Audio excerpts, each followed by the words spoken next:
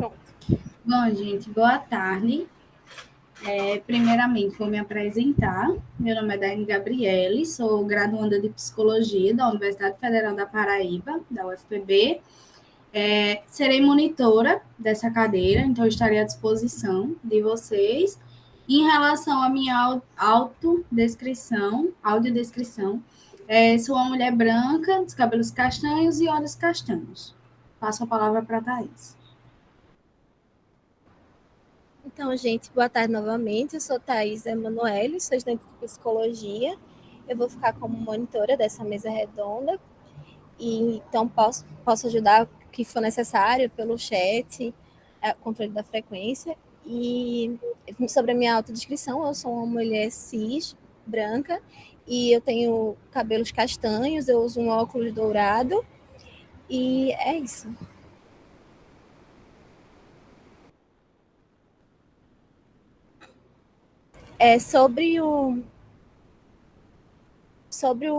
Sobre a mesa redonda, a gente vai dar início titulada Tecnologias e Processos Educativos da Potencialidade à Desigualdade de Oportunidades. Sobre o breve currículo das integrantes, primeiro eu vou começar com Ângeles Milka Pereira Meireles da Silva. Ela é psicóloga, licenciada em Psicologia, com especialização em Psicologia Educacional, mestrado em Psicologia Social pelo UFPB, possui mestrado e doutorado em Psicologia da Educação pela Universidade de Barcelona. Atualmente é professora adjunta do curso de Psicologia da Universidade Federal do Piauí. A professora Mônica de Fátima Batista Correia, ela tem pós-doutorado em Educação pela Universidade da Califórnia, doutorado e mestrado em Psicologia Cognitiva pela Universidade Federal de Pernambuco, especialista em avaliações e medidas em Psicologia pela Universidade de Brasília, graduada em Formação e Licenciatura em Psicologia pela UFPB e atualmente é professora associada da UFPB. A professora Ângela Fátima Soligo possui graduação em Psicologia pela PUC Campinas, mestrado e doutorado em Psicologia pela PUC Campinas, atualmente é docente colaboradora da Faculdade de Educação da Unicamp e presidente da ANTEP, Associação Brasileira de Ensino em Psicologia. E, por fim, Carla Andréa Silva. Ela possui graduação em Psicologia pela Universidade Estadual do Piauí, especialização em Psicologia da Educação, mestrado em Educação pela Universidade Federal do Piauí, doutorado em Psicologia da Educação pela PUC-SP e professora adjunta da Universidade Federal do Piauí, no curso de Pedagogia. Bom, gente, em relação ao tempo de fala, como já foi perguntado, para as 4 palestrantes será 15 minutos para cada. E aí, quando estiver faltando 5 minutos para terminar a fala de vocês, eu irei avisar no chat e também abrirei meu microfone para aquelas que estiverem apresentando, certo? Além disso, gostaria de pedir atenção para o nosso protocolo de segurança. Então, ressaltamos que, em caso de intercorrências nas salas virtuais, a chamada será imediatamente suspensa, será criado um novo link e será enviado pelo e-mail e pelos SIG-Eventos para os participantes da mesa, certo? Para os participantes, eu gostaria de avisar sobre a lista de frequência que iremos enviar do meio para o final do encontro, certo? Pelo chat, e peço que vocês fiquem atentos para assinar a lista, pois é isso que vai garantir o certificado de vocês. Bom, a monitoria termina por aqui, então dou as boas-vindas em nome da comissão organizadora e passo a fala para a coordenadora da mesa. Tenham um bom evento. Boa tarde a todos e a todas que estão nos acompanhando, né? E que depois vão nos acompanhar sincronamente também, né? Quando o conteúdo for disponibilizado. Para mim é uma enorme alegria poder voltar para casa, né? A UFPB, onde eu me formei. É uma honra muito grande poder participar desse evento. É uma honra maior ainda dividir essa mesa redonda com pessoas que eu admiro cognitivamente, afetivamente, que é a professora Mônica Correia, minha PE inspiradora, A professora Ângela também Soligo, que já tivemos juntas em outras ocasiões, também em outros eventos, e a querida amiga, companheira, parceira, Carla Andréia, que também é da UFP, né, que é de onde eu também me derivo como instituição, já que eu sou da UFDPA. Eu preparei uns slidezinhos também para guiar a minha fala, no sentido de otimizar o tempo, já que o tempo é curto. Vou começar a compartilhar com vocês aqui, tá certo? Para a gente poder dar seguimento. Já está sendo compartilhado, gente? Não, desculpa, compartilhei errado. Porque é melhor o PowerPoint, ó. Ai, Deus. Peraí, desculpa. Agora vai. Pronto. Tá. Dá para ver direitinho? Tá legal? Agora está começando. Isso. Ótimo. Tá? Tudo certo. Um PowerPoint bem curtinho, só no sentido mesmo, como eu já falei, de tentar otimizar, né? Porque é um tema muito vasto, é um tema que também é muito polêmico, principalmente no âmbito do ensino remoto. É nesse momento que nós mais necessitamos das tecnologias, das habilidades com a tecnologia, e que parece que mais ficou evidente as dificuldades que nós temos, não só em relação ao uso das tecnologias, mas principalmente em relação ao acesso a essas tecnologias, né? E essa mesa redonda, né, que conta com a participação das professoras que já foram citadas, se eu puder resumir em um slide o objetivo dessa mesa, né, em uma imagem, eu diria que o nosso objetivo é esse, basicamente, que o conjunto das nossas falas, na verdade, gira em torno dessa grande problemática que nós vamos debater hoje aqui à tarde, que é justamente, por um lado, né, nós temos aí o uso das tecnologias digitais da informação e comunicação na educação, que antes era uma recomendação para potencializar o processo, e hoje, no contexto do ensino remoto, virou praticamente uma obrigatoriedade, porque acaba que foi o único meio, quase que praticamente, que os processos educativos precisaram, né, serem viabilizados, tá? E nesse sentido, eu acredito que as nossas falas elas podem ser agrupadas justamente dentro desse paradoxo aí, né? Dentro dessa relação de contradição, porque se por um lado nós temos as tecnologias como artefatos socioculturais mediadores superpotentes dos processos de ensino-aprendizagem, dos processos educativos de maneira geral e dos processos psicológicos também, dos processos sociais. Por outro lado, a psicologia escolar e educacional, né, sobrevive nesse impasse, sobretudo em tempos de ensino remoto, né, tentando aí dialogar com essa potencialidade das tecnologias, por um lado, e por outro, com essa desigualdade também, que é observada, sobretudo nesse momento pandêmico, em relação às oportunidades que se abrem para aprender e para se desenvolver. Tá? Então, cada participante da mesa vai abordar diferentes aspectos dentro desse amplo espectro, trazendo suas experiências de atuação profissional, de projetos desenvolvidos, né, como a professora Carla, por exemplo, e também suas experiências de pesquisa e suas vivências em relação a essa temática, tá? Eu não poderia deixar de mencionar que o meu olhar aqui nessa mesa é direcionado, é voltado por uma perspectiva sociocultural e situada, que acredita na potencialidade dessas tecnologias como recursos, como artefatos mediadores, né? Mas que também acredita que essa potencialidade, ela não se dá por si mesma, que as tecnologias, elas se revelam potentes à medida que elas são inseridas e utilizadas por aprendizes potentes também, digamos assim, né? Que a tecnologia, essa capacidade de transformar, depende muito do uso que se dá a essa tecnologia, tá? Não só na tecnologia, inseriu no processo, potencializou, não, né? Precisa de toda uma questão aí também das condições da atividade em que essa inserção também se dá.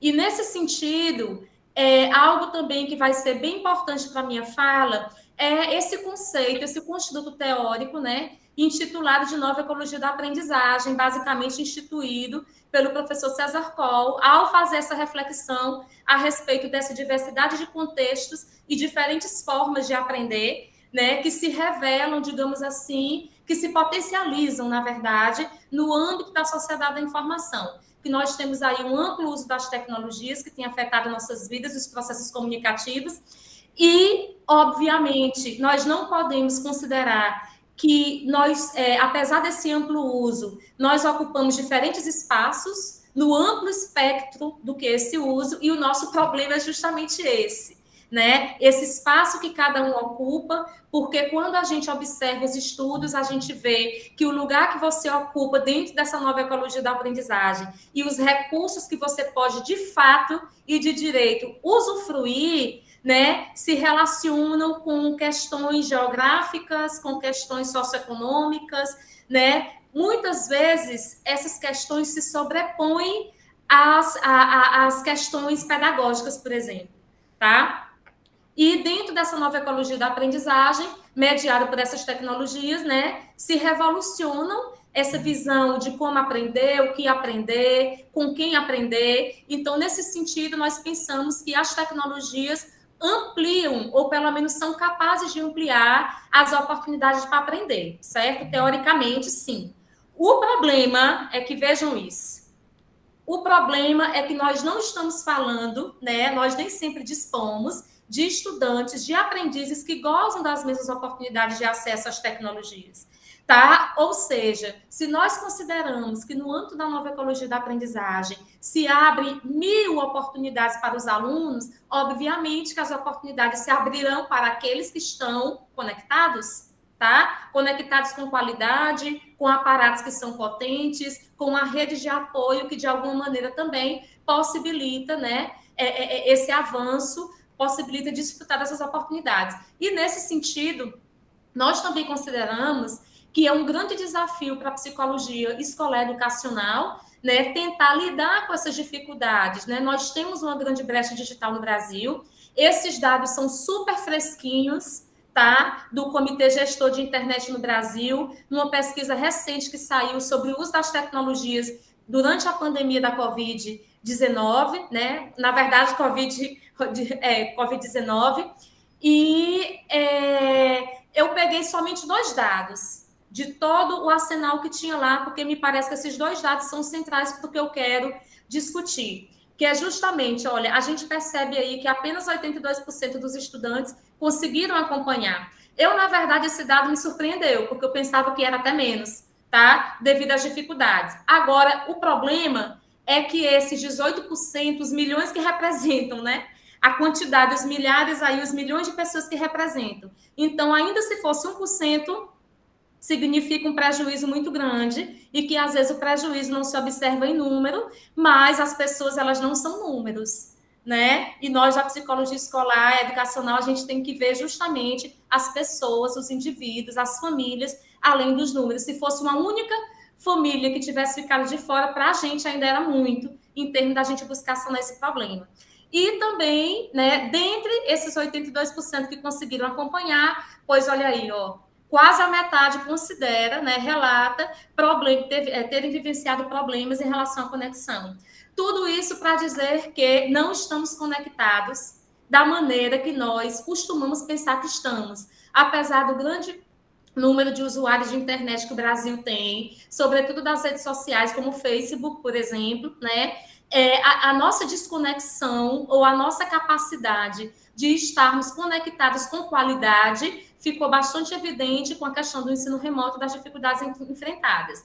E aqui, outra questão que eu acho que é central para as nossas falas é justamente, ó, ainda do Comitê Gestor de Internet no Brasil, a gente observa aí, ó, a quantidade entre esses dispositivos aí de tecnologia, os que são mais utilizados, tanto nas pesquisas de 2018 e 2019, como também agora no âmbito da pandemia, a gente vê que salta aos olhos a conexão por smartphone, por celular. Num primeiro momento, a gente diz assim, uau, então estamos conectados, né? Só que não, porque nós sabemos que a capacidade de um smartphone, por mais potente que seja, não é a mesma capacidade que te dá em termos de uso de ferramentas, de conforto para você poder desenvolver suas atividades, como um notebook ou mesmo um computador de mesa, né? Então, a gente vê que a conexão por smartphone é restrita. E tem outro dado que não é exatamente desse estudo, mas é um dado que nos acompanha por décadas aqui no Brasil, que é justamente que, muitas vezes, as pessoas que estão conectadas por celular, elas não possuem banda larga, exatamente, né? Então, esse aí é um outro entrave, porque, normalmente, quem tem a banda larga também se conecta pelo notebook, a banda larga de qualidade também, né? Ainda tem esse detalhe. Então, para a gente tentar avançar, eu queria também só fazer aqui uma pequena conexão entre esse patamar, esse panorama geral, digamos assim, né, da questão do uso das tecnologias do ensino remoto, e eu acredito que depois dessa pesquisa, né, de citar esses dados, fica evidente essa brecha digital. Então, qualquer posição da psicologia escolar e educacional no âmbito do ensino remoto tem que partir dessa discussão, ao menos humildemente. Eu acredito que deve ser assim. Precisa partir dessa discussão. Não tem como a gente falar em uso pedagógico das tecnologias antes da gente saber, pelo menos, se essas escolas dispõem dessa tecnologia. E essa discussão, obrigada, Thaís, ela é essencialmente interdisciplinar. É uma discussão que a psicologia não consegue dar conta dela sozinha, né? Nós precisamos de vários olhares aqui, inclusive olhares também que pensam a própria função da educação, né? Nesses contextos pandêmicos, né?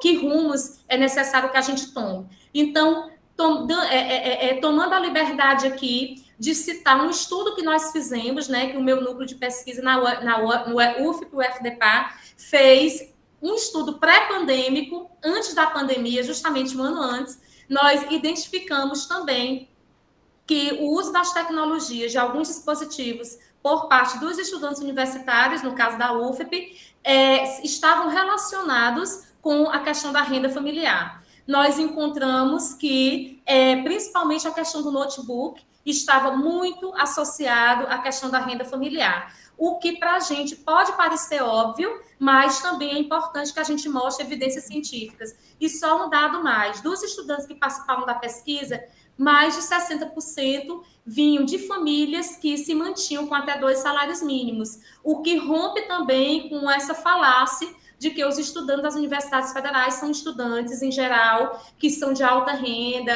que vêm das famílias mais abastadas. Então, é interessante aí a gente também fazer esse pequeno comentário. Nesse sentido, também para já ir finalizando a minha fala, eu só queria, na verdade, levantar a seguinte questão, né? E diante disso, o que pode fazer a psicologia? Que interfaces, que parcerias, que olhares, que entre olhares, nós da psicologia escolar e educacional, seja como profissionais que estão atuando no corpo a corpo dos processos, nas escolas e nas universidades, tá? Nos núcleos de apoio pedagógico, ou seja, também nós, do ponto de vista da pesquisa científica, do ponto de vista também, como no caso da professora Ângela, de estar à frente de instituições que são importantes também, né? Que compromissos assumimos, de repente, que caminhos tomamos, que parcerias são importantes estabelecer. E, nesse sentido, eu fecho a minha fala convidando vocês para conhecer o nosso trabalho no nosso site, na UFDPA, que nós criamos, pensando em todas essas questões, nós criamos, e também com base em pesquisas que nós realizamos sobre nossa realidade, né, nosso contexto local. Nós criamos o Laboratório Virtual de Assessoria Colaborativa para aprender e ensinar com tecnologias digitais da informação e comunicação. É um laboratório que inclui praticamente 4 eixos de ações, que é uma assessoria para processos de ensino-aprendizagem, seja por parte de docentes, estudantes e suas famílias, um laboratório de emoções com plantão psicológico também, direcionado a demandas do ensino remoto, atividades formativas e também um repositório de recurso com sentido educativo, que também ainda está em andamento, né? E, inclusive, só para deixar aqui registrado, nesse projeto nós contamos com a participação da professora Carla Andréa, que tem nos apoiado muito. Então, encerro aqui a minha fala, né, e fico à disposição para quem, de repente, quiser fazer algum tipo de pergunta posteriormente sobre as temáticas que eu coloquei, tá? Então, eu vou encerrar os meus slides e, na sequência, eu convido a professora Carla Andréa para fazer uso da palavra, né, e contar a sua experiência para nós. Professora Carla. Obrigada, Milka. Vou compartilhar os slides, tá? esperar que a Daiane compartilhando, mas de antemão dar o meu boa tarde, né? Agradecer a todos que estão acompanhando a gente nessa discussão, que para nós está bem, né, empolgante. A Milka já trouxe aí um bom esquenta, né? Falando desse cenário, né, da universidade. Eu continuo falando desse cenário também da parte da universidade, quando trago da minha experiência, né, como coordenadora de uma brinquedoteca universitária, né? Foram tempos difíceis, foram tempos de muito aprendizado, mas também tempos de muita resistência, né? Então, acho que o que eu posso conversar aqui com vocês, pensando dessa relação, né, dessa interface psicologia e inovação, o que a gente foi vivendo nesse processo remoto, né? Quais foram os fazeres possíveis lá na Brinquedoteca Mundo Encantado, que é uma brinquedoteca universitária situada em um campus da Universidade Federal do Piauí, no Sertãozão, né? No sul do Piauí, num lugar muito quente chamado Floriano, tá bom? Pode passar. Então, esse lugar, né, já é um lugar que falar da universidade é falar de um lugar de muita seriedade, de muita rigidez, de muito saber também, né? Então, aí são fotos aí do nosso campus, mas por trás de tudo isso, pode passar, a gente tem um lugar mágico, né? A gente tem um espaço que a gente faz e que a gente leva, né? Então, nós temos lá uma sala com seus 65 metros quadrados para a gente dispor nosso material, e a gente já tinha, antes da pandemia, esse movimento de sair dessa sala, de passear pelo campus, de levar desse espaço para outros lugares. Então, a gente faz as itinerâncias, a gente anda pela cidade, a gente visita as escolas, e isso era o pré-pandemia, né? Vamos lá. Então, continuando a falar disso, né, desses movimentos, pode passar. Nós retomamos aqui que uma brinquedoteca universitária ela tem um papel muito importante na formação de graduandos de pedagogia, mas também de todos os graduandos que transitam dentro de um campus, né? Então, ela tem um caráter multidisciplinar, nós temos coordenações que são de diferentes cursos também, a gente tem parceria com a enfermagem, com a educação do campo, com a biologia. Então, aqui, quando eu falo assim, de onde nós falamos de um lugar de muito movimento e de muita produção de conhecimento, né? Então, as crianças vão lá, a gente vai visitar as crianças, os jovens vão lá, os alunos de pedagogia vão lá, os professores das redes municipais também têm os seus dias, né, para ir conhecer o espaço, para ir se reabastecer. E nesse papel de lugar formativo dentro do curso de pedagogia, nós ficamos um grande desafio, né? Como trabalhar todas essas questões no remoto? Pode passar. E aí um pouquinho, né, do que vem sendo, né, esse processo. Então, nós começamos a perceber primeiro o perfil do nosso aluno, né? Um aluno que, como a professora Milka já comentou anteriormente, se situa aí especialmente na classe E, tá certo? E esse aluno, ele normalmente faz uso de bolsas, né, de permanência. São as bolsas que a Pró-Reitoria de Assuntos Estudantis ela já disponibiliza. Então, nós, a partir de projetos de extensão, de projetos de pesquisa, também oferecemos bolsa para que os alunos participem da brinquedoteca, mas nós também fazemos o trabalho de formativo para os voluntários, né? Então, aqui na pandemia, a gente já sentiu o primeiro baque, que foi a diminuição dessas bolsas de permanência, tá? Os alunos foram convidados a sair do campus para voltar nas suas casas, né, para se protegerem. E aí a gente já começou a lidar com essa primeira questão orçamentária. Diminuiu as nossas bolsas, a gente tinha que continuar mantendo esse espaço, e aí a gente começou a entender o que era esse remoto, né?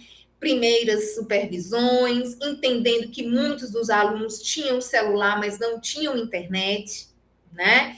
E a gente fazia diferentes atividades para atingir diferentes grupos de alunos, né? Os nossos usuários, porque nós temos alguns projetos com com atendimento aos filhos das alunas, né? As alunas que eventualmente não têm essa rede de apoio. A gente tinha um projeto de receber essas crianças por 2 horas lá na brinquedoteca. Então, nós fizemos vínculos com essas crianças, e aí, de repente, veio a pandemia, a gente quis manter esses vínculos, e aí a gente sentiu muita dificuldade. Porque a gente preparava uns kits com brincadeiras, com brinquedos de sucata, né? Ia deixar, e a gente sentia o quanto que aquilo fazia bem para essas crianças, né? E aí foi um outro operacional, foi a gente entender onde é que essa criança mora, o bairro que ela mora, né? Como é que é essa família, como é que a gente poderia manter, né, essa nossa militância pelo brincar livre, né, pelo brincar que faz bem, pelo brincar que é saúde mental, pelo brincar que é uma resistência a todo esse processo de medicalização que a gente vive, né? Então, nós fizemos visitas domiciliares a essas crianças, nós fizemos, sim, algumas supervisões ainda pelo MIT, mas percebemos que nem todos os bolsistas conseguiam fazer. Os TCCs também passaram por outro processo, que é o que a gente está vivendo, né, de orientar à distância, mas conseguimos, sim, manter, né, todos esses processos, e começamos a estudar mais sobre o direito de imagem.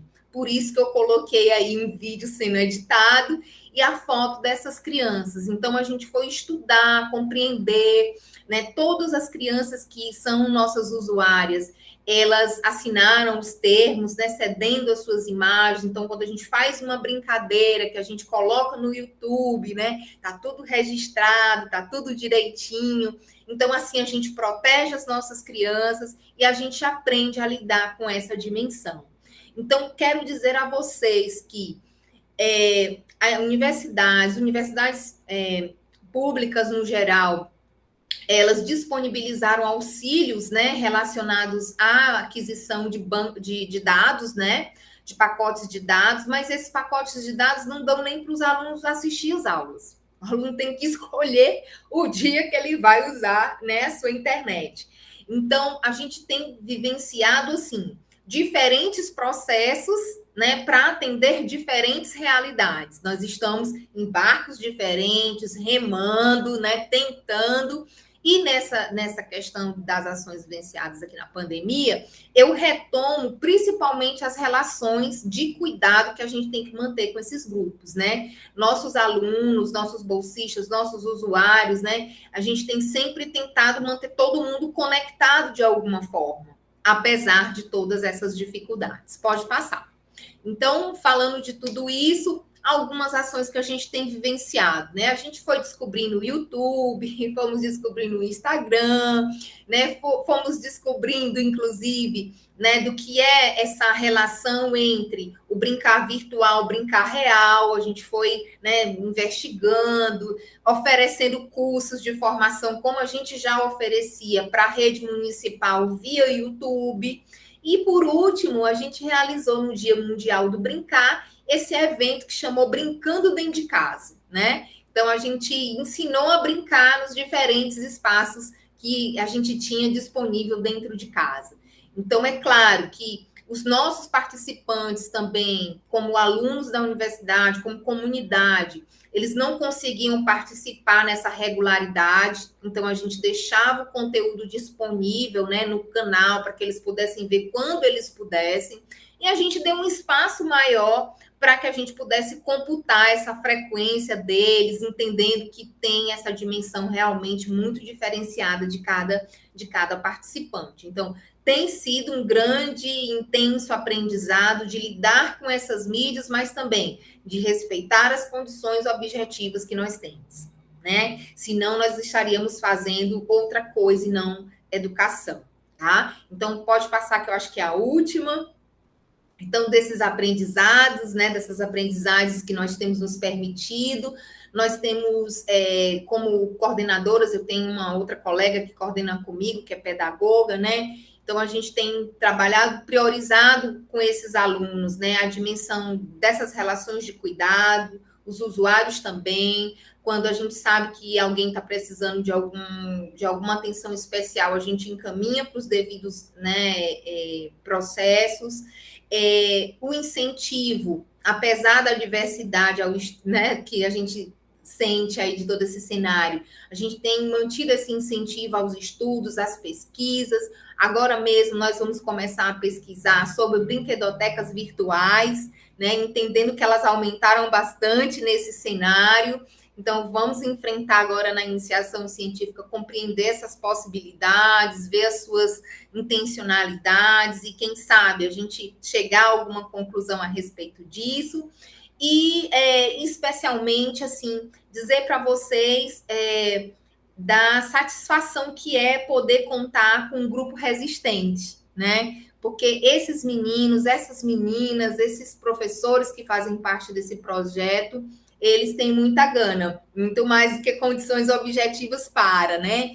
Então, a gente já teve de tudo, a gente já teve empréstimo de celular, a gente já teve, né? Vai gravar na casa de alguém que tem internet e resistindo como possível, né? A universidade pública consegue, sim, dar passos significativos, né? Nós, agora mesmo, para esse semestre, tivemos duas alunas aprovadas no mestrado, então a gente está muito feliz, né? Que tudo isso está caminhando para um lugar melhor, né? Semeando aí para um outro cenário, um cenário melhor. E é isso. Muito obrigada.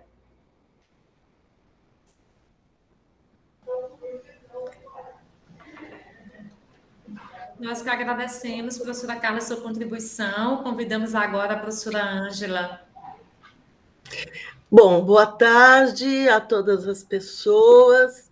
Primeiro, é um prazer estar aqui nessa mesa com a Carla, a Milka e a Mônica. Foi muito bom ouvir vocês. E antes de começar minha fala, eu vou me autodescrever.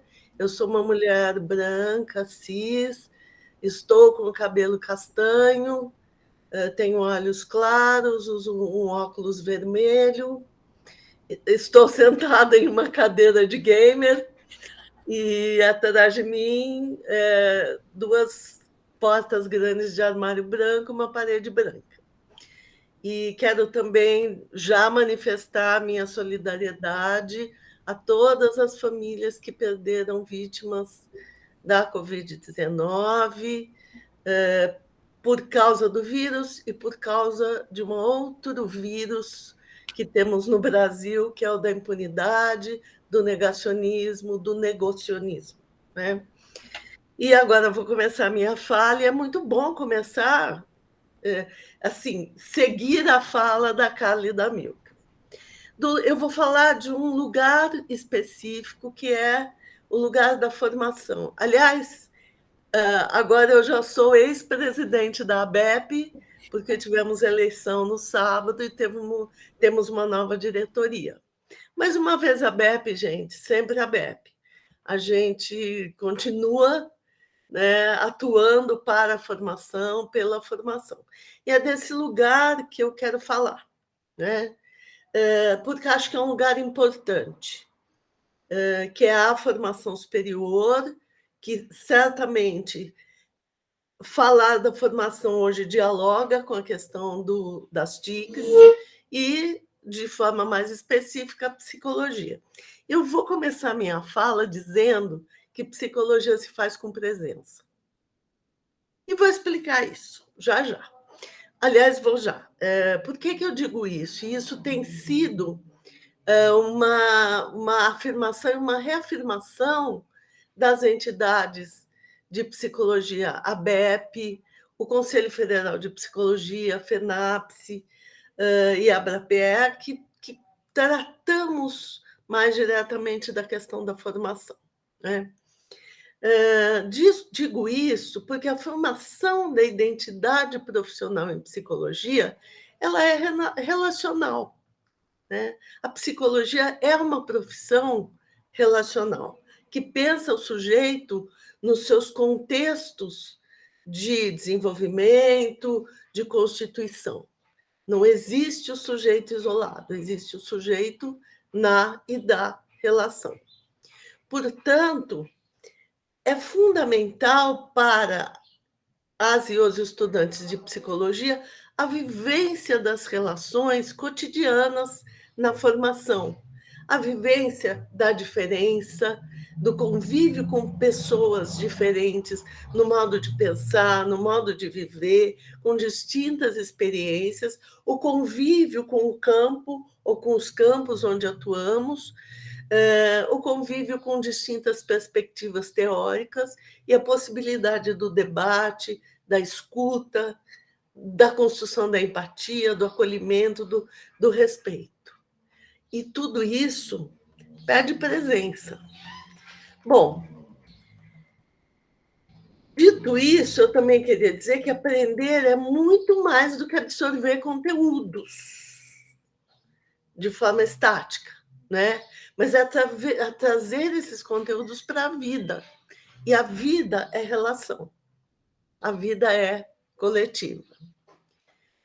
Dizer isto não implica negar a presença e o uso das tecnologias no ensino de maneira geral, em especial nos cursos de psicologia, e não é preconceito contra as tecnologias. Eu já ouvi essa frase, vocês têm preconceito contra as tecnologias.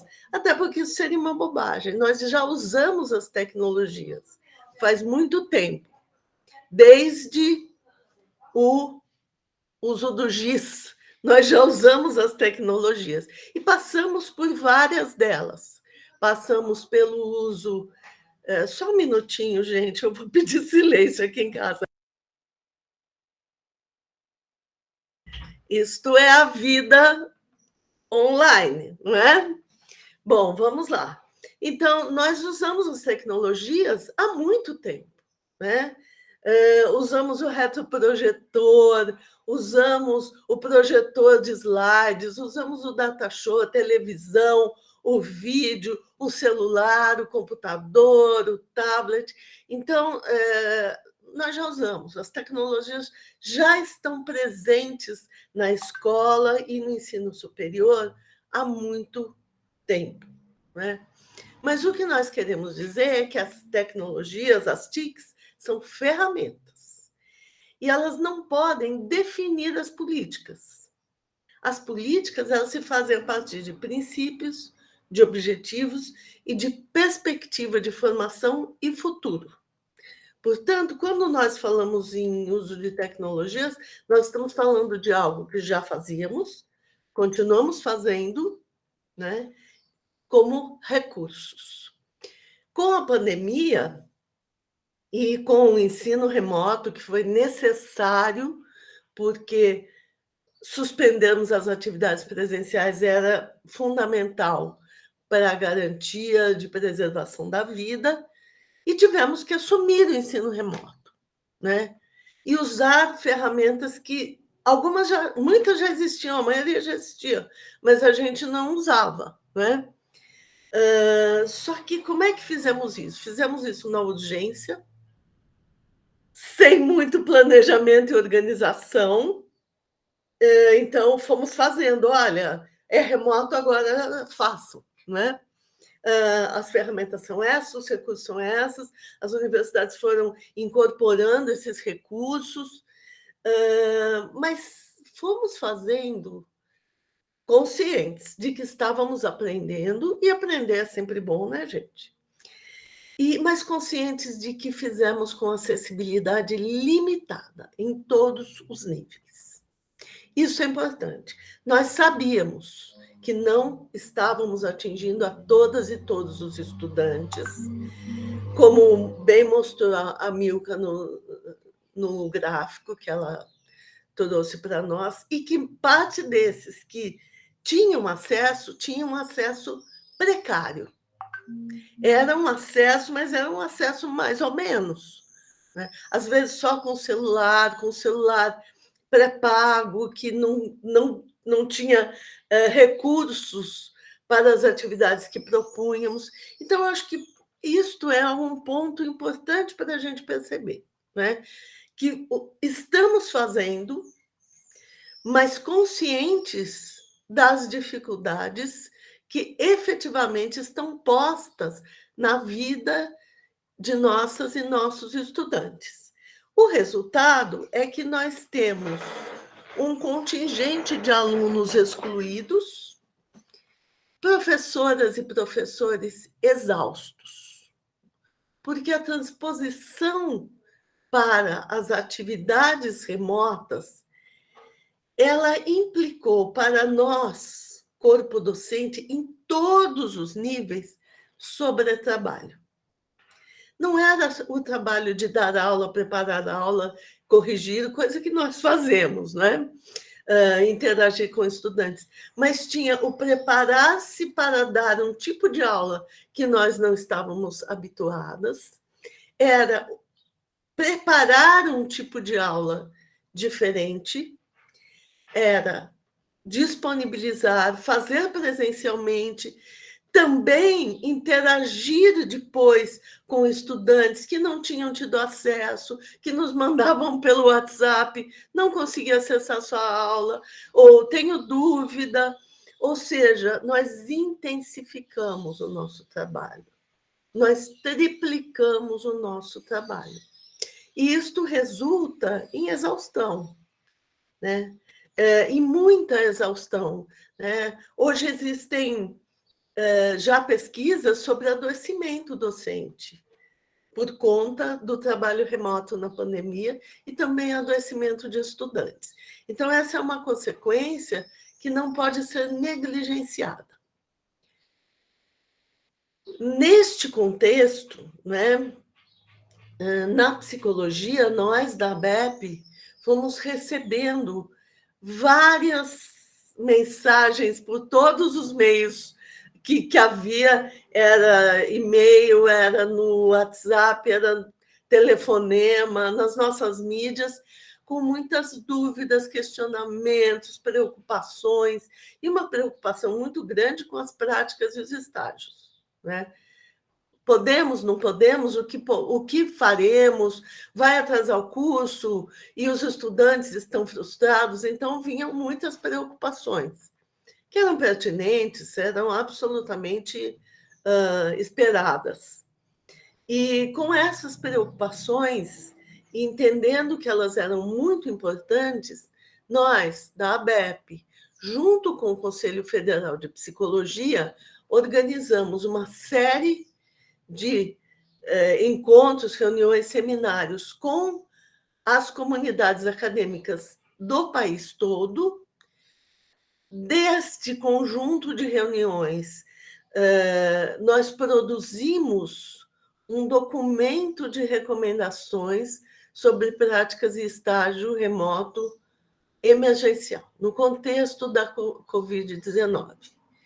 Esse documento ele é fruto, então, da escuta de estudantes, docentes e coordenações de curso, da escuta das entidades científicas do FEMPP e do nosso trabalho de síntese e organização. Ele foi organizado em processos de trabalho. Estão descritos 11 processos de trabalho.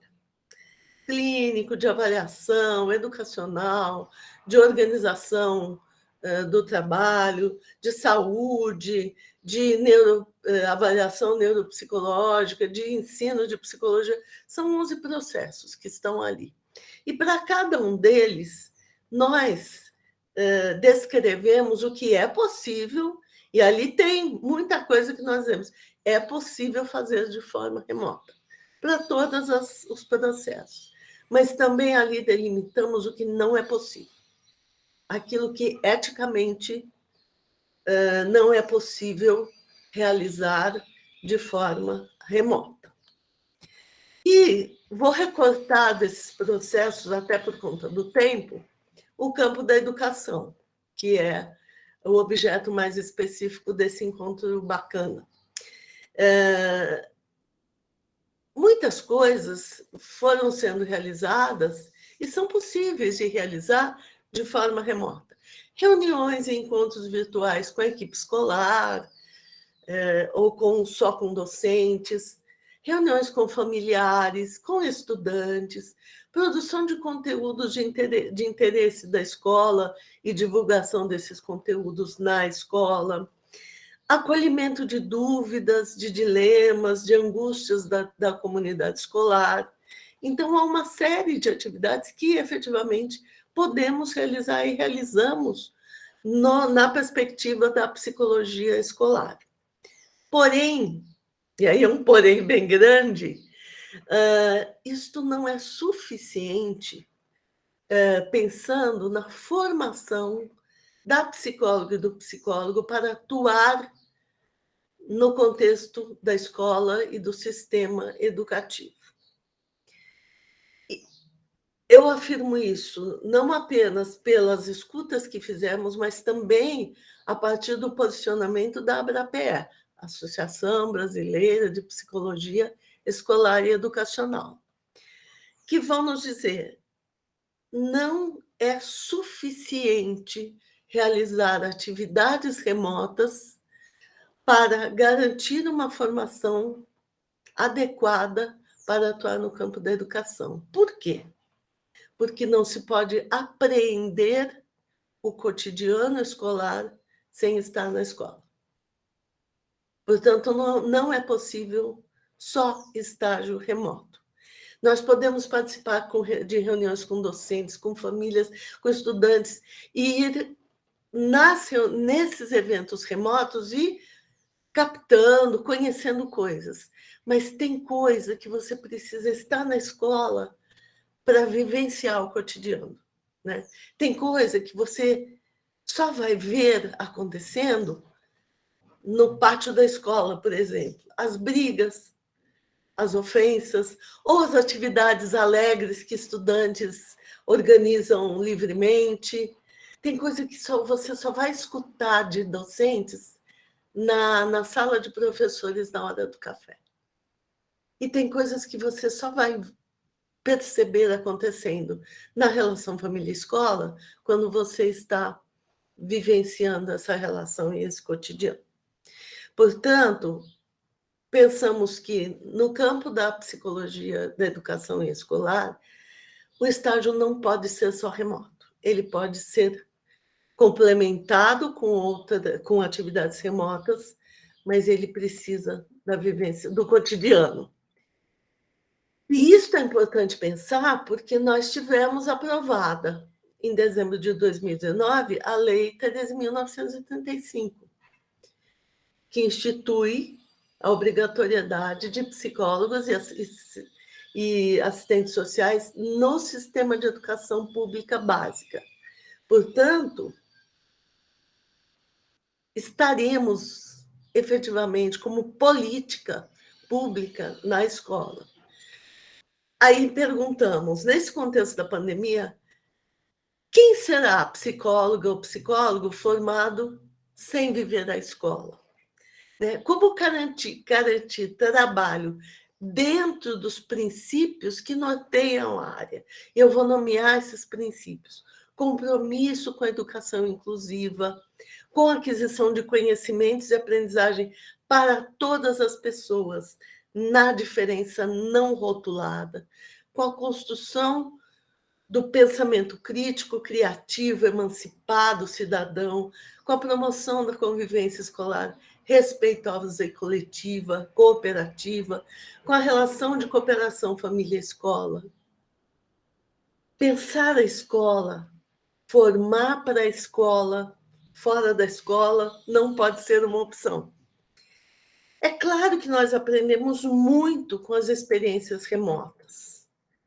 Há ganhos que podemos e devemos incorporar. Eu vou dar um exemplo na universidade, as aulas que temos ministrado com convidados. Eu, por exemplo, se estou estudando um determinado autor que está vivo e acessível, eu já convidei para vir conversar com estudantes na minha aula, autoras, autores. A possibilidade de diálogos integrados entre estudantes geograficamente distantes.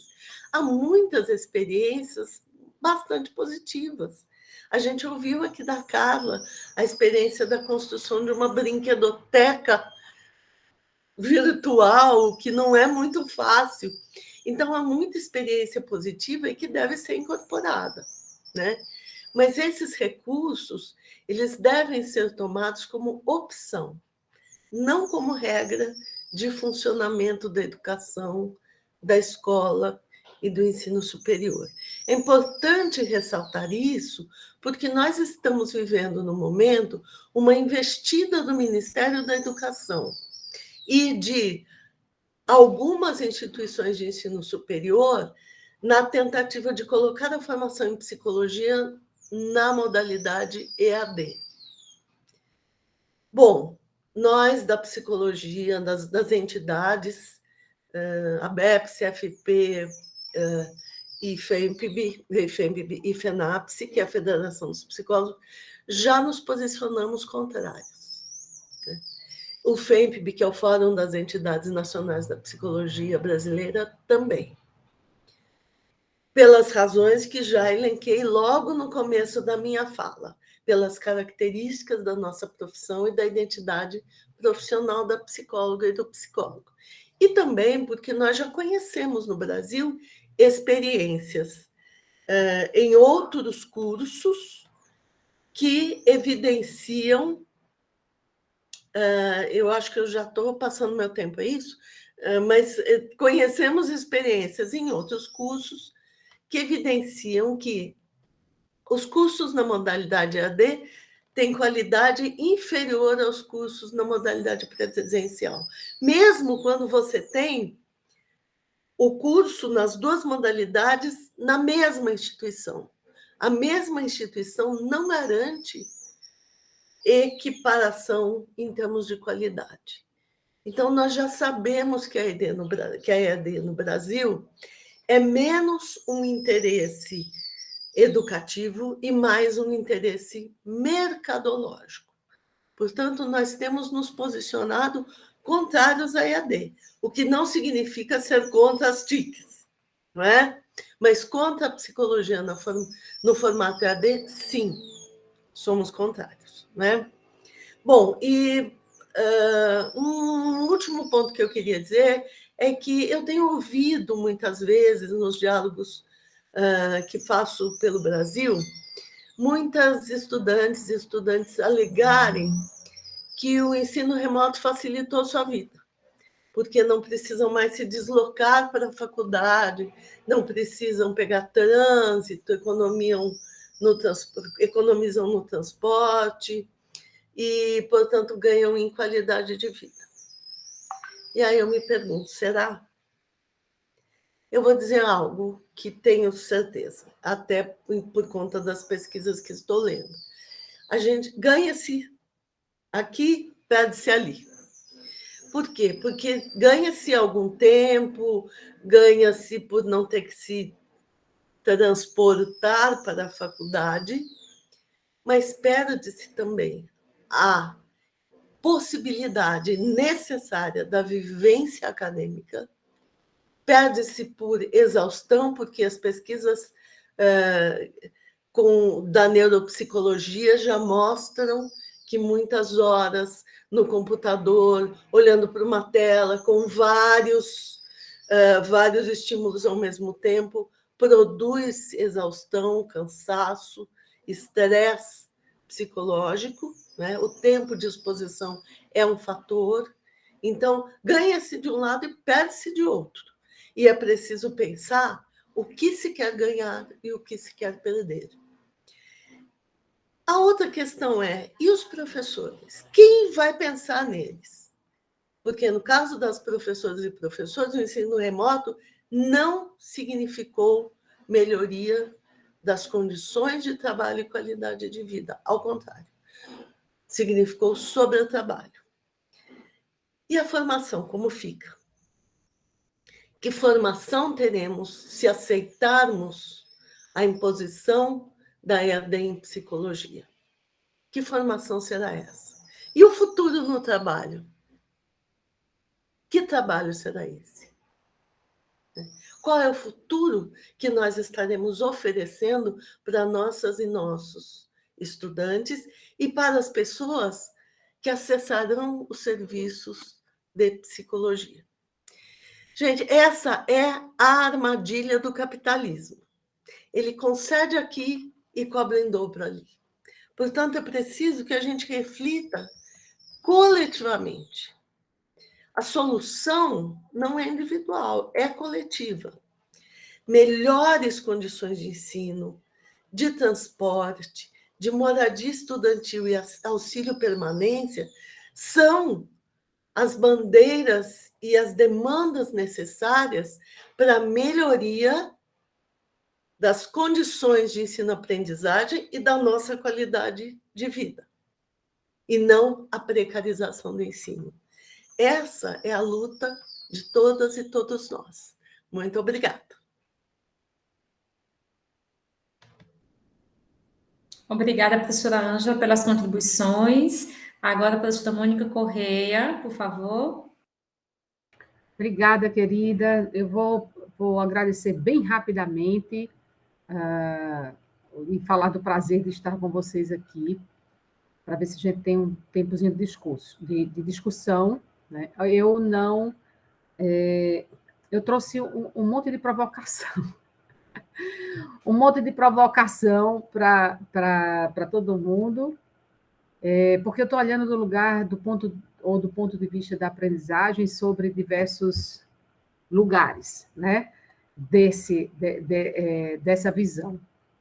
Então, eu trouxe mais coisa do que eu vou poder apresentar, mas eu vou fazendo um pulo aqui à medida que eu for trabalhando. Então, tecnologias. Está todo mundo me vendo aí?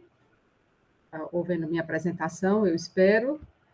Tecnologias do processo e processos educativos, da potencialidade, a desigualdade de oportunidades.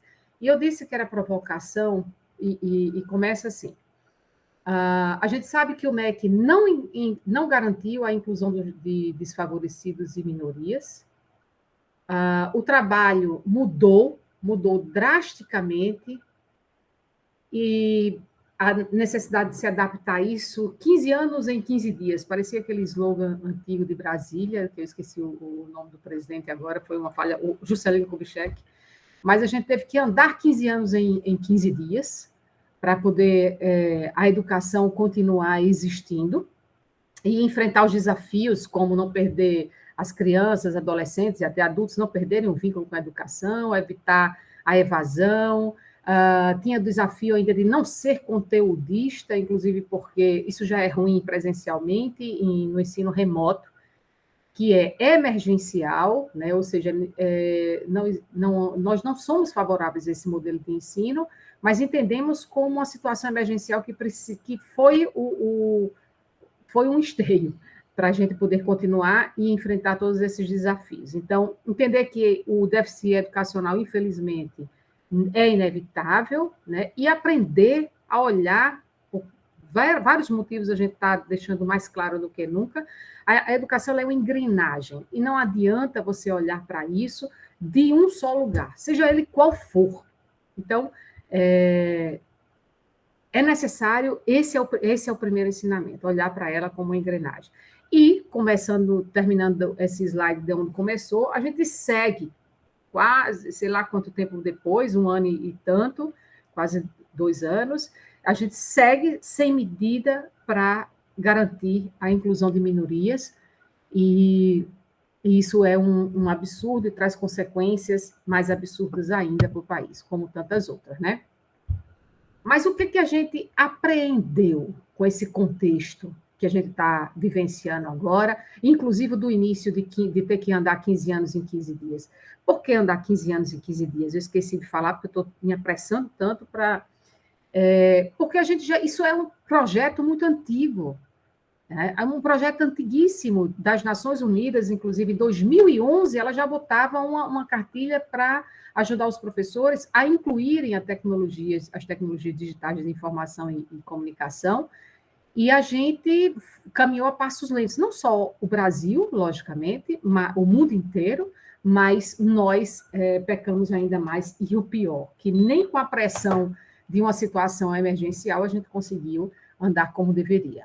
Então, a escola é um espaço para a formação de novas gerações, e ela não pode prescindir de saberes e práticas vinculadas ao uso e à apropriação, especialmente, das tecnologias digitais. Isso eu acho que é um ponto de início e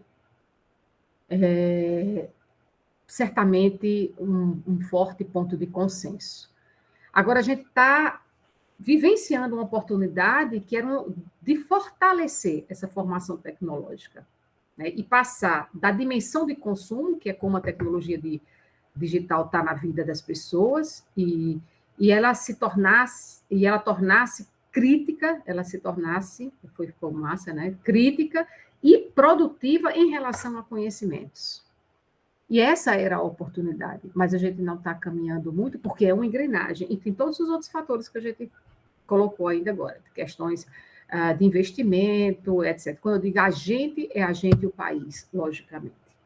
Então, mais do que nunca, a gente tem os elementos para requerer políticas de equidade no acesso à internet no Brasil, mas, como para vários outros temas, a gente não está conseguindo fazer isso como deveria, e quando alguma coisa aparece, ela é vetada pelo vetador maior que a gente tem atualmente no país.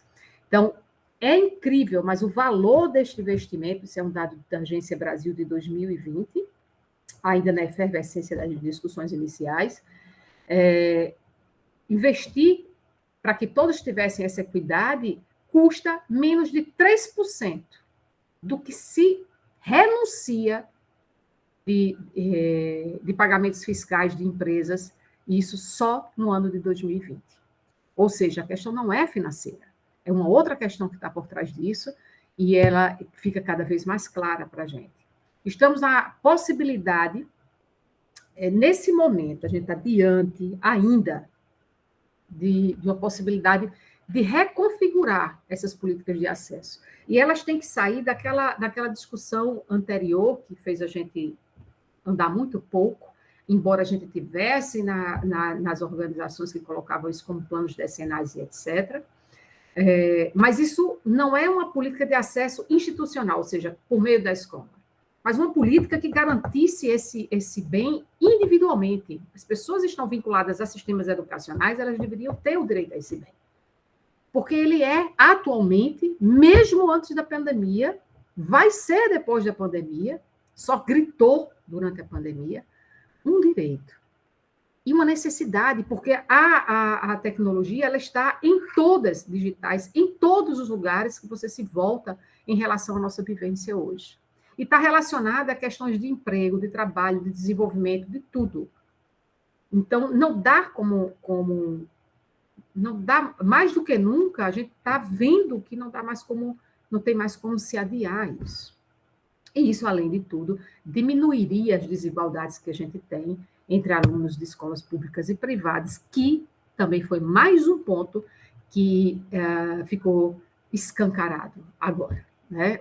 Basta o exemplo de que muitas escolas públicas até hoje nem conseguiu dar um instrumento, tampouco começou a voltar aos poucos, enquanto a escola particular já faz isso há muito tempo.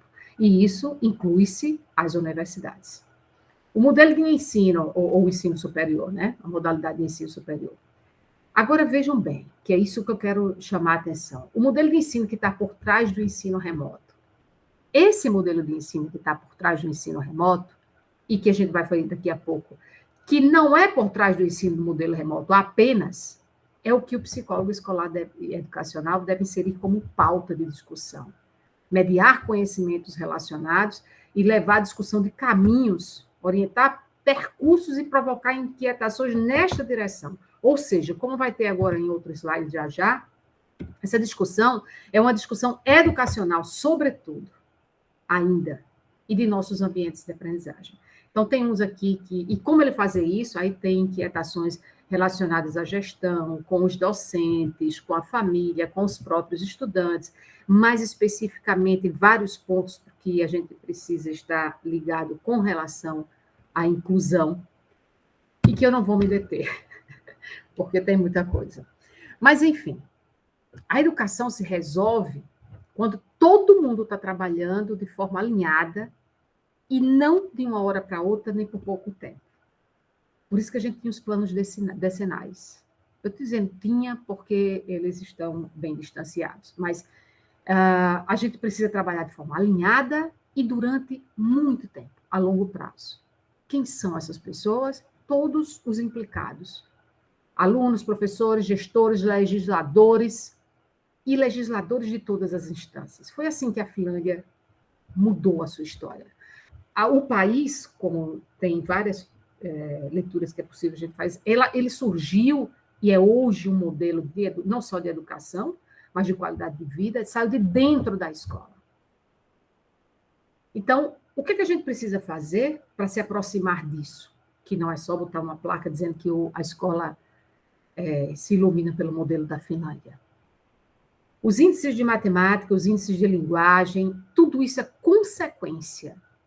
O fim é que a gente tenha pessoas cada vez mais na relação com o conhecimento com mais satisfação, com relações com o conhecimento muito mais satisfatórias. A pergunta que na legislação já está respondida, mas na ação ela não se mexeu muito, é qual é o cidadão que eu desejo formar? Isso é provocativo e pode ser entendido e interpretado de maneiras extremadas, mas não é a minha intenção. O professor precisa aprender a ser cada vez menos necessário. Ou seja, a escola precisava gerar autonomia. E isso independe... Eu não liguei meu tempo aqui. E isso independe da ferramenta, embora, claro, umas dificultem mais do que outras, mas muito mais do tipo de mediação. Então, a gente tem um consenso, certamente. E que consenso é esse? Eu posso ter uma relação muito distante do aluno, mesmo que eu esteja dentro da aula presencialmente. Isso vai depender se eu promovo o diálogo, se eu tenho uma estrutura flexível. Flexível, ela não significa... Ela nem pode ser um meio termo, digamos assim. Ela nem pode ser rígida, tampouco a gente está dizendo que ela tem que ser solta. Ela tem que ter objetivos claros, ela tem que ter planejamento mais flexível, depende contextual. Enfim, e depende também se eu possibilito ou não a autonomia dos alunos. E aí sim, essa distância será diminuída. É lógico que eu não estou defendendo aqui a educação à distância, que, diga-se de passagem, é completamente diversa, e eu sei que todos nós sabemos, é só para reforçar, ela é bem diversa do ensino remoto emergencial. Mas, enfim, a gente não pode também fazer de conta que o ensino presencial estava funcionando como ele deveria, porque ele não estava. A gente continua também no ensino remoto, com a mesma relação de sabe Deus quanto tempo, representada por um professor que é alguém que detém o saber nessa relação, saber aluno-conteúdo. Os ambientes educacionais, sejam eles remotos, ou sejam eles presenciais, e isso é mais facilitado no presencial, em alguns aspectos, mas em outros, até o remoto pode ajudar, ele deveria ter muito mais relações. E o aluno ele tem que estar no topo dessa relação. Isso não significa destituir a larga experiência, formação do professor. Eu não estou falando disso e quero enfatizar para que a gente não vá por esse caminho. Então, o aluno no topo dessa relação, comunidades participando de discussões, de construções, mesmo com a ausência do professor, como coisas delegadas por ele. Pode me dar aqui, por favor? Como coisas delegadas por ele, atividades assíncronas, ferramentas de pesquisa e consulta, didáticas variadas e, inclusive, estudos individuais também. A diferença, portanto, não parece simplesmente ser a questão presencial ou remota, embora este modelo, especialmente por conta do lugar onde a gente se encontrava com relação às tecnologias digitais, discutível, problemático e tem acontecido de uma maneira muito diferente do que deveria e precária. Então, não basta, isso foi dito em 1940, por Will, não basta saber ou fazer algo, mas o importante era a gente refletir sobre este algo. Mas parece que refletir sobre ensino não se pode, muito menos aprender. Não se pode refletir. No ensino superior, aí nem se fala, né? Enfim, Papert, em 84, ele dizia que no futuro não existiria sala de aula com pelo menos um computador. Hoje a gente tem cerca de 40 numa sala de aula. Porém, eles não estão integrados, eles estão nos bolsos dos alunos. E essa é a questão. Por que eles não estão integrados? E o que é que significa integrar? Para nem simplificar, nem banalizar. Essa discussão que é muito mais complexa. Então, esse é o ponto, eu lembrei de um colega, que é do Centro de Informática da UFPE, Alex Gomes, com quem eu tive alguns debates e que sempre me inspira em alguns pontos. Como ele diz na palavra parafraseando, o debate não é de inclusão digital, simplesmente. O debate é sobre educação, posturas educacionais, concepções de aprendizagem. Eu preciso dominar a tecnologia, fato, mas eu preciso, porque quando eu sair dos sistemas educacionais, eu preciso ter autonomia para continuar aprendendo. E essa é uma ferramenta extremamente importante para esse objetivo. Pois bem, precisamos nos concentrar na formação de professores. Isso não significa culpabilizar professores. Também não vamos ser levianos. Eu disse um dia desse bem forte, porque a amplitude da fala é muito maior, mas a gente precisa se concentrar na formação de professores. Formação continuada, formação no próprio ensino superior. Mas isso é uma demanda de décadas atrás. Aliás, eu tinha dito a Ângela na abertura que eu fui ao primeiro congresso de psicologia escolar educacional, grandioso, lindíssimo, acho que você estava lá, Ângela, em Valinhos, Campinas, São Paulo, um hotel maravilhoso e tal. Enfim, algum tempo depois, pouco tempo depois, eu era professora, era docente, e a gente já dizia, o calcanhar de Aquiles é a formação de professores. Porque você precisa, para decidir qual é a ferramenta ou como utilizar ela, de uma fundamentação teórica sólida. Então, a gente continua carecendo disso e sem discutir isso muito claramente. A tecnologia, ela cria condições. Pode delegar mais ou menos autonomia, permitir maior diálogo. Por exemplo, Mônica, pode permitir maior diálogo? Sim. Dentro de uma discussão, por exemplo, no ambiente virtual, é possível que todo mundo emita uma opinião. Se você tiver um tempo largo, etc. Tal. No aula presencial, nem todo mundo, vai ter sempre alguns muito caladinhos.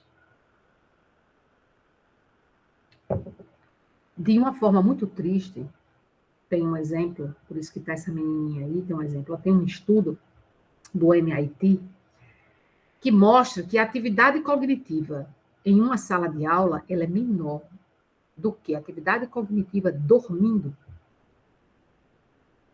ou fazendo uma atividade, mesmo que individual, em sala de aula. Isso é muito sério. E, de novo, eu não estou dizendo que a sala de aula é dispensável, que o ensino presencial é dispensável, que o professor seja dispensável. Eu estou falando de uma questão que eu penso que é anterior, antiga, à pandemia e tudo, e que ela precisa aproveitar essa efervescência, mais do que nunca, tanto para as questões de inclusão digital, que a gente acabou de falar ainda há pouco, como discussões basilares com relação ao futuro de nossa educação. Presente também, né? Tá aí, ó, o estudo. Então, vocês vejam que aqui é dormindo, nesse azulzinho claro, e esse amarelo é na classe.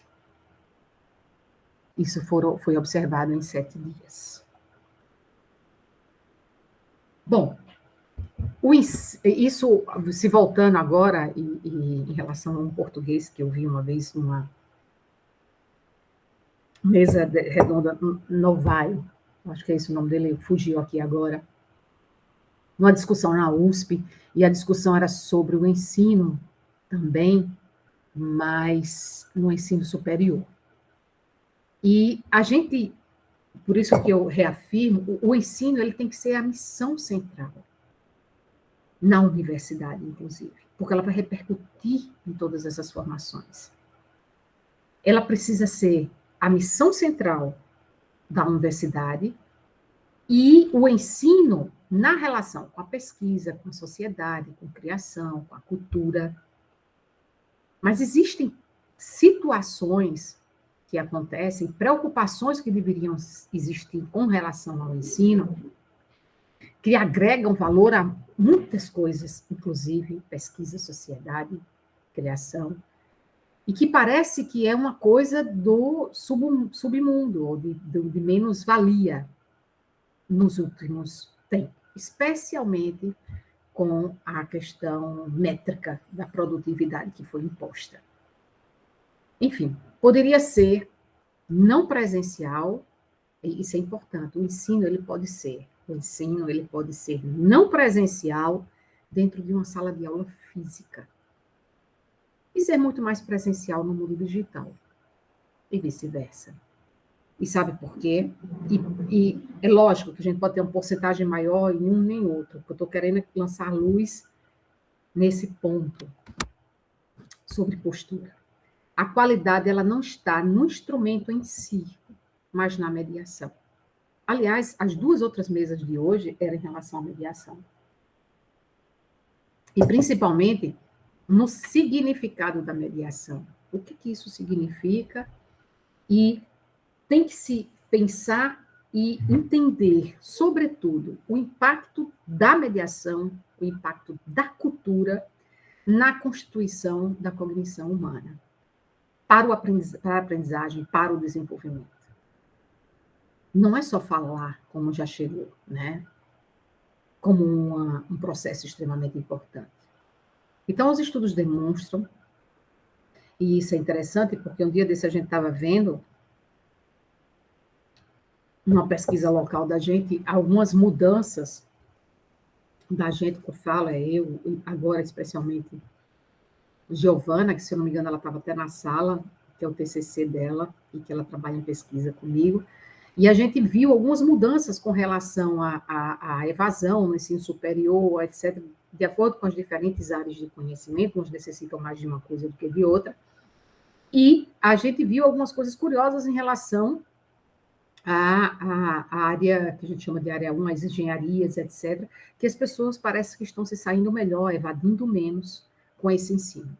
E algumas das justificativas podem ser, como teve nesse estudo, que a gente vai precisar resgatar, que demonstrou que alunos, ou as respostas dos alunos a certas avaliações no ensino digital, eles se saíram melhor.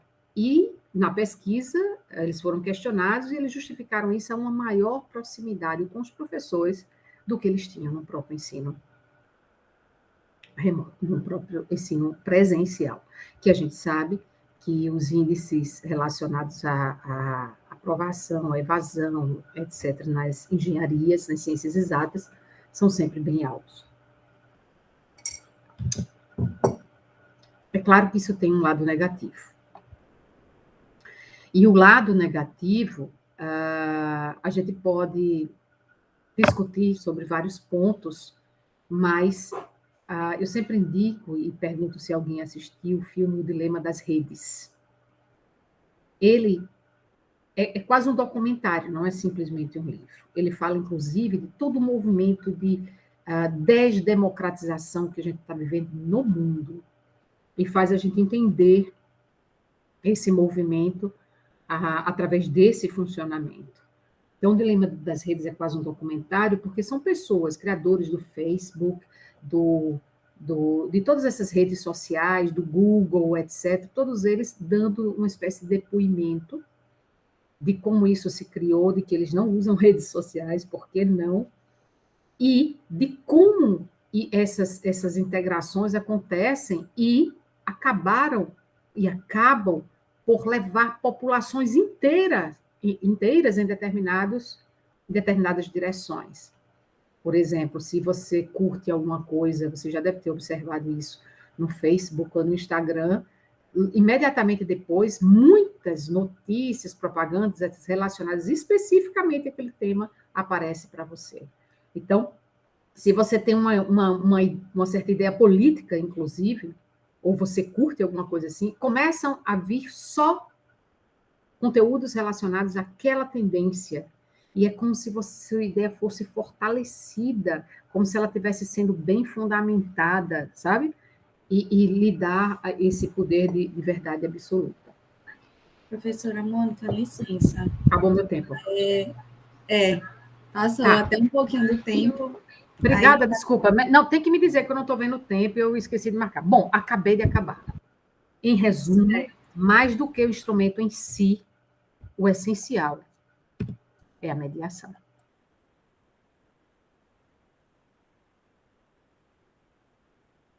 Terminei. Pronto, pessoal, abrimos agora espaço para discussão. Quem quiser perguntar, ter apontamentos, fique à vontade, pode abrir o microfone ou pode falar no chat.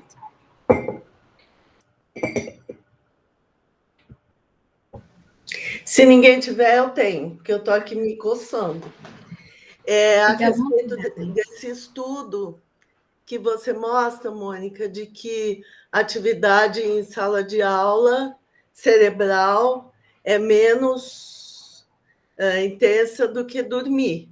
Eu fiquei muito incomodada, porque depende da atividade. Claro. Né? Então, dito assim, eu acho que desqualifica o que acontece no cotidiano da sala de aula. Né? Tá, mas... Desculpa, eu interrompi você. Porque a sala de aula ela é rica em movimento, né? Mesmo em todos os níveis, na verdade. E depende, claro, da qualidade da mediação. Mas não se pode afirmar isso dessa maneira. Olha, Ângela, pode. No estudo podia, aquilo foi um acompanhamento de 7 dias. O que agora não se pode é generalizar. Isso ninguém está com a intenção de fazer. Está dizendo assim, que é o que toda mediação, todo o discurso é de que se ele continuar sendo naquela posição de aluno recebendo, de horizontalidade, de verticalidade, não sei o quê, a situação, ou seja, a sala de aula ela pode ser riquíssima, o laboratório pode ser riquíssimo, o ensino remoto pode ser riquíssimo. O que a gente está querendo dizer é justamente, aliás, o que a gente está afirmando o tempo inteiro, é de que não está desqualificando o presencial, não está desqualificando o professor, não está desqualificando, está dizendo que tem uma questão anterior que é basilar. Sim. É tá. Isso que a gente está... Então, o estudo, ele foi feito, inclusive, com todas as... o que a gente precisa para ele ser... para ele ser publicado, do MIT, que é absolutamente respeitado no mundo inteiro, mas, assim, nem ele tem a intenção de dizer assim, na sala de aula, mas a gente sabe que, infelizmente, é uma realidade claríssima em grande parte de nossas escolas. Ou seja, não acontecem as coisas como elas deveriam ser. Sim, é por isso que eu digo, é preciso contextualizar, mesmo sendo do MIT. Porque no próprio MIT, um outro pesquisador do MIT, que é o Cavallo, disse há uns anos atrás que disponibilizar conteúdos de forma remota não substitui a experiência da formação presencial. Quer dizer, também no MIT você vai ter a discussão, né? Mas eu acho que a questão que me pega é exatamente essa, quer dizer, nós temos que pensar na qualidade da mediação e temos que pensar qual é o que se possibilita em diferentes experiências, não é? Porque também é uma realidade, e eu escuto isso muito, né? Até pelo lugar que eu ocupo, que muitos estudantes estão na aula remota, mas não estão, né? Tem só aquela bolinha com a carinha do estudante, mas o estudante não está ali, né? Ou está fazendo outra coisa, ou está fazendo 2 coisas ao mesmo tempo, que na aula presencial pode acontecer também, tá? Só que o professor vê. E na aula remota, não, né? É comum a queixa de docentes de se sentir falando sozinhos, né? De não ter a interação efetivamente. É comum de estudantes que hoje, principalmente na área exata, que preferem o remoto porque dá para colar na prova com mais facilidade. Então, eu acho que a gente precisa sempre entender dentro do contexto. Isso não significa desqualificar tudo. Eu também estou dando aula remota, não é? Isso não significa desqualificar a ferramenta. Significa entender dentro de um contexto em que tanto presencial quanto remoto, eles podem ser promotores ou não. É exatamente isso. Não há uma defesa aqui ao ensino remoto, Ângela. Mas sem a gente se iludir, né? É improdutivo, é iludir também, me perdoe. Assim, é improdutivo a gente ficar... Porque assim, eu nem estou defendendo o ensino remoto e nem estou dizendo que o ensino presencial é perfeito, tampouco o inverso. O que eu estou querendo afirmar e que eu acho que a gente tem que olhar para isso, porque há décadas a gente já deveria estar olhando, é de que isso é uma discussão que está emergindo agora, mas não é a discussão que deve ser feita nem a central. A discussão central é como é o modelo de aprendizagem que a gente tem, independente dele ser presencial ou remoto. Não é que independe de ser presencial e remoto. O foco é o modelo que está por trás. A gente só tem condições de falar isso agora, independente de ser presencial ou remoto, porque agora a gente tem ensino remoto. Só por isso é contextualizar. Mas o que a gente está trazendo não é a discussão ensino remoto e ensino presencial. O que a gente está discutindo é modelos de aprendizagem. É independente de ser remoto ou presencial, entende? Sim, eu entendo. É que acho que, para além disso, a gente precisa discutir qual é a política. Porque tanto para um quanto para outro, você mesma aponta corretamente que não se atinge porque não se tem, muitas vezes, o recurso, né? Então, qual é a política? Eu acho que essa é uma questão hoje que a gente não pode fugir dela, porque o modelo também ele se interage com a política, né? Henrique, eu acho que tem gente de mão levantada.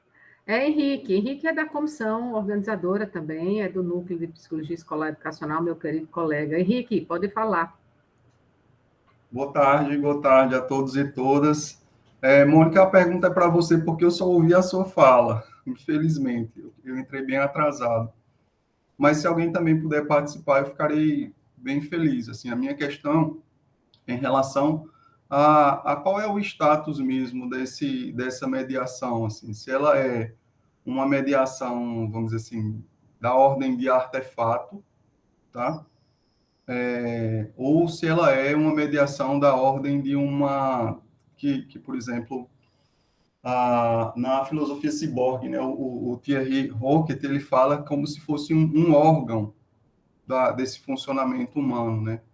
Ele tem uma concepção dessa nossa relação com a tecnologia, que não é mais a tecnologia do lado de fora do humano, mas a tecnologia compondo essa forma de organização da gente na relação com o mundo. Não é só um mediador no sentido externo. Ela entra, vamos dizer assim, na nossa rede de significação, ela entra nas nossas rotinas. E aí, como é que está sendo concebida a mediação? Porque, para mim, isso faz muita diferença, assim, de como é que eu aceito ou não, por exemplo, essa relação com o ensino remoto, ou como eu aceito ou não essa relação na sala de aula presencial. Penso que tem um universo aí que precisa ser, vamos dizer assim, delimitado quando a gente está falando em mediação. Exatamente. Mas a mediação que eu estou falando é a mediação, por exemplo, que eu consigo fazer aqui agora. Milka, você quer falar? É melhor que eu estou falando sozinha. Não, professora, eu lhe espero. Pode responder, tá? A mediação que eu estou falando é a mediação da situação de aprendizagem, onde a gente tem todos os papéis bem circunscritos e que sempre tiveram, e por isso que eu falo, é independente desse contexto. Aí, de novo, eu repito, quando eu digo independente, eu não estou dizendo que tanto faz acontecer presencial nem remoto. Mas o que eu proponho, como eu proponho, que se eu levo os meus alunos agirem cognitivamente, se eu proponho a autonomia, situações em que dá autonomia de pensamento, de crítica, de reflexão. Então, não é nesse sentido que você está trazendo e que é defendido também, embora ele não seja inviabilizado. Mas aí é que o bicho pega, Mônica, porque, assim, faz diferença ser remoto e presencial. Faz diferença. Henrique, veja, Henrique, isso é uma discussão que vem posterior, não sei se você ouviu desde o início, que era assim, a minha fala, que era antes da questão, não é o que eu disse a Ângela agora, a questão aqui não é simplesmente assim, ensino remoto versus ensino presencial. Eu nem quero entrar nesse mérito dessa discussão. Eu estou dizendo que o ensino remoto nos emergiu agora por conta da pandemia, mas não é independente. É, inclusive, porque a gente tinha ensino presencial que era menos presencial do que ele está ocorrendo agora. Então, o que eu estou falando é da postura de aprendizagem de quem está mediando conhecimentos. Eu estou falando... O que eu estou dizendo, professora, é que, assim, dentro dessa postura faz diferença pensar a relação que a gente tem com a tecnologia, dentro da postura que você está afirmando de mediação. Exatamente. Mas você está dizendo a mesma coisa que eu. E é uma diferença qualitativa, eu não estou dizendo a mesma coisa, é uma diferença qualitativa. A relação que a gente tem com a tecnologia, a compreensão dessa relação impacta diretamente essa postura que você está exigindo. Pelo menos do meu ponto de vista, óbvio. Não, então você está me dizendo assim, veja bem, se eu tenho uma postura de aprendizagem absolutamente tradicional, é disso que eu estou falando. Eu tenho uma postura isso vai, de certa forma, independer se é que eu não vou conseguir fazer melhores relações no ensino remoto, mas não vou, do que se eu tivesse no ensino presencial. Isso não vai fazer da minha atividade remota de menos qualidade do que eu já tinha de pouca qualidade, de baixa qualidade no presencial. É disso que eu estou falando, somente. É muito anterior a essa discussão muito mais complexa e num outro nível que você está colocando. O que eu estou colocando é bem simples e é presencial, e é inicial. E ocorre muito, já deveria ter ocorrido muito antes da questão ensino remoto e presencial. Eu estou falando das discussões sobre postura de ensino, e independente de se esse ensino é fundamental, é médio, ou ele é superior, e não estou nem colocando a EAD nessa história, que eu fiz a questão de delimitar, que são coisas diferentes. O que eu estou falando é que, independente disso, tem uma discussão que é o ponto-chave, que é sobre educação e não sobre tecnologia. E que não se realiza... Peraí, Henrique. E que não se realiza no Brasil, nunca se realiza como ela tem que se realizar. É isso que eu estou falando. Ela foi atropelada agora. Deixa só a Milka falar para ver se... Eu vou tentar, né, participar dessa discussão que está maravilhosa. E, assim, eu acredito que... Eu espero ter entendido o que a Mônica falou, porque se eu entendi, né, a minha perspectiva teórica comunga muito com isso que ela está dizendo. Não é que não importa, né? Mas depende muito de como essa tecnologia, por exemplo, se integra ao processo, tá? Por exemplo, a gente pode dizer, e eu digo isso assim, com base também em pesquisas que eu já desenvolvi, inclusive na minha tese doutoral, no núcleo de pesquisa da gente da UFDPA, que é o seguinte, por exemplo, nós fizemos uma pesquisa para ver como as tecnologias ajudavam os universitários, né? Digo, como a tecnologia participava do processo de construção da identidade de aprendiz. Qual foi a nossa primeira hipótese? Quem usa muita tecnologia vai ter essa participação mais, digamos assim, mais intensa do que quem não usa. Quando a gente pegou esses dados, o que foi que nós descobrimos? Que existiam pessoas que utilizavam muito as tecnologias, mas que o uso não permitia um nível de integração capaz de, como você falou, Henrique, de eu me constituir aí, né? De eu me constituir como sujeito psíquico, tá? A tecnologia, ela está aí, ela é importante, mas ela não faz parte dessa maneira como eu me constituo aprendiz. Aí vai no que a professora Mônica falou. Eu utilizo o PowerPoint, eu utilizo o Word, eu utilizo isso aí, mas a tecnologia não faz por mim nada que o lápis, a caneta e o caderno faziam antes. Tá entendendo? E aí é onde eu vou também para o início da minha fala, que muito mais... claro que importa, se você está com o lápis e o caderno, você está num texto interativo na internet. Claro que você tem aí recursos diferentes, com possibilidades diferentes, mas dependendo do uso que você dá, né, de repente, essa tecnologia como artefato cultural, você não consegue tirar sacar toda a potencialidade dela, para transformar o teu processo de aprender. Sabe, eu não sei se eu estou contribuindo com a discussão nesse sentido, mas é tão interessante que quando nós pegamos os dados, eu digo, poxa, então minha hipótese foi por água abaixo, usa pouca tecnologia e usa menos, como é que eu vou diferenciar? E aí nós entramos em outro nível de aprofundamento teórico e metodológico, que foi, bem, peraí, tem que haver alguma diferença. E quando a gente foi na construção narrativa dos estudantes universitários, nós encontramos, né, por exemplo, falas como, eu utilizo muita tecnologia, mas a tecnologia fica no computador. Na hora que eu quero ir, eu recorro a ela e resolvo meu problema. E a gente tinha outros estudantes que tinham outro nível de integração, que quando eu ia pensar as minhas contas da minha casa, eu já fazia no aplicativo pelo celular, tá? Que eu já pensava de outra maneira, né? E não só pelo uso de aplicativos, mas a própria questão de você já ser capaz de gerar processos também, como é que eu vou dizer assim, em uma frase resumindo, você utiliza a ferramenta para pensar, entendeu? Utiliza a ferramenta como artefato, não só mediador ali, como algo, como instrumento, digamos assim, mas sobretudo como instrumento simbólico que te ajuda a pensar. O que, desde a nossa perspectiva teórica, né, aí, leontieriana, digamos assim, utilizando as tecnologias como ferramenta interpsicológica. Aí sim é capaz de cambiar, de mudar a atividade. Né? Eu não sei se eu contribuí, mas eu acho que talvez seja isso que a professora Mônica quer dizer. Não é que não importa se é com tecnologia ou sem, mas essa tecnologia, ela tem que fazer mais por ti do que o lápis e um caderno, para a gente dizer que ela transforma. E aí é onde está a mediação, né, a questão da qualidade dessa mediação. Não sei se eu consegui, né? E desculpa, só para fechar minha fala. Eu não entro na seara do remoto versus presencial. Eu não entro na seara da modalidade presencial versus EAD.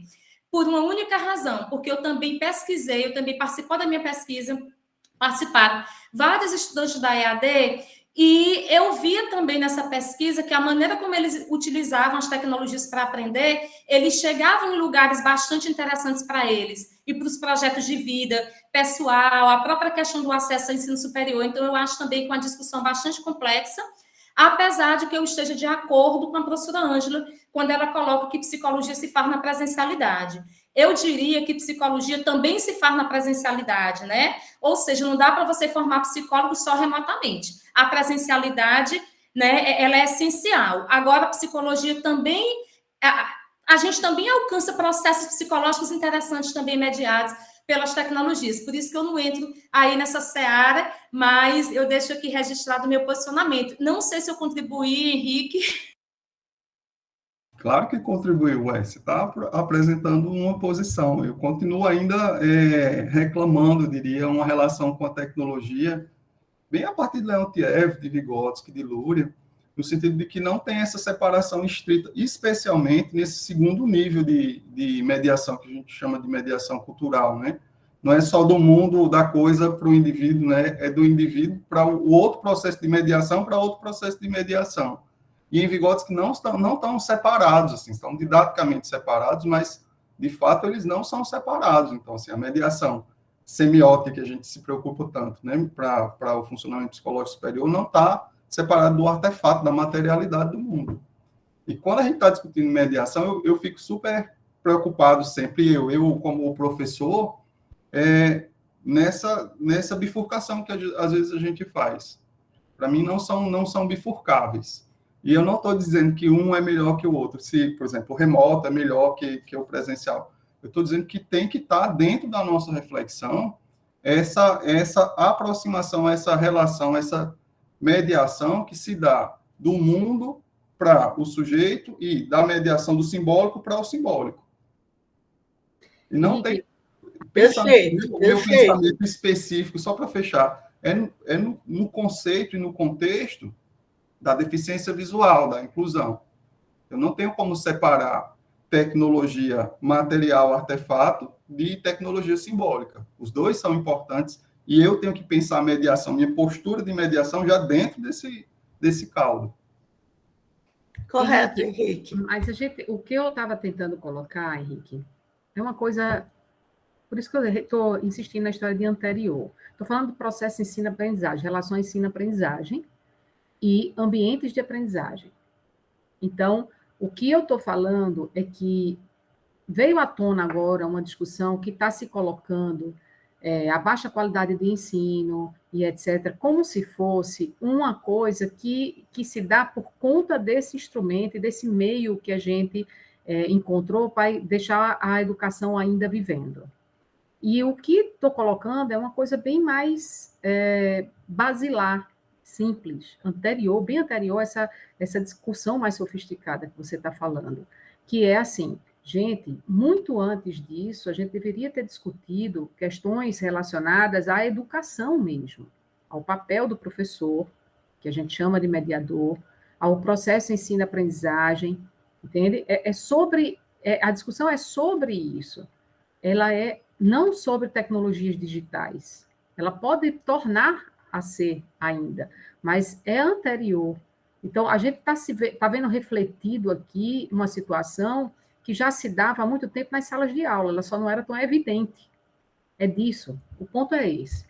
Infelizmente, a gente não vai poder se estender muito não, viu, gente? Porque são 10 para as 5. Não, 10 para as 4. Desculpa, para as 4, e tem às 4 horas tem e eu preciso estar presente no encerramento. Eu só queria fazer um comentário, eu acho bem interessante. Henrique, tu estava mudo.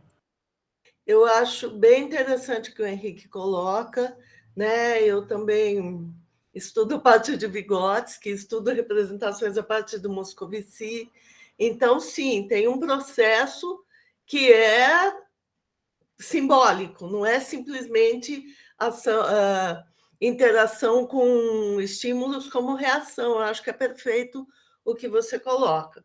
Acho que a gente precisa entender também geracionalmente, porque a história da vivência com as tecnologias da minha geração é diferente das minhas filhas, é diferente das crianças, quanto que isso vai entrando e fazendo parte da vida das pessoas, a ponto de que a gente não possa fazer uma separação que não seja formal entre a mediação por tecnologias ou não.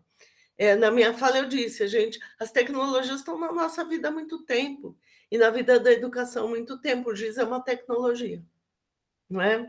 Eu acho a questão nessa. O que eu pontuei vai para além da tecnologia em si e vai para além das competências e as vontades dos professores individualmente.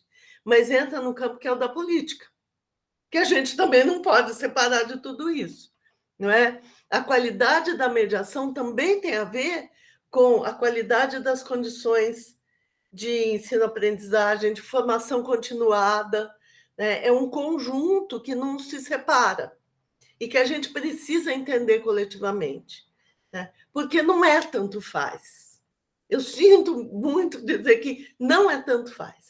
Tá? Primeiro, que as tecnologias não estão apartadas de nós. E segundo, que como política não é tanto faz. E a gente já tem um conjunto enorme de pesquisas e estudos que mostram isso, tanto no campo do estudo da mediação, quanto no campo do estudo das políticas de educação. E a gente precisa entender isso, porque isso afeta a formação de psicólogas, professores e outros profissionais, e afeta o que vai acontecer na sala de aula, seja ela como for. Desculpa, gente, falei demais, mas eu sei que tem uma outra atividade aí, né? É com você, Angela. Você que coordenou, é você quem fecha, assim como Daiane. Eu queria agradecer, né, a participação, esse debate tão maravilhoso. Eu sabia que ia ser maravilhoso, justamente pelas diferentes perspectivas também de atuação, de participação. Eu acredito que as contribuições de todas trouxeram aí, né, enfocaram aí um aspecto importante, se não fundamental, do uso das tecnologias em processos educativos, sobretudo em tempos de ensino remoto.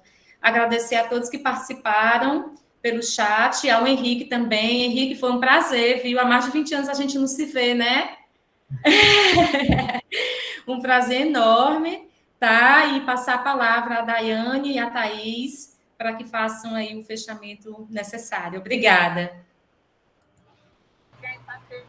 Obrigada a todos que participaram da mesa, obrigada aos proponentes, a cada um de vocês que se disponibilizaram para vir, para dar a palestra. Foi maravilhosa a discussão, todo o assunto que vocês trouxeram foi bem relevante, então só agradecer mesmo. Obrigada, professores, pela palestra, foi muito interessante todo o assunto.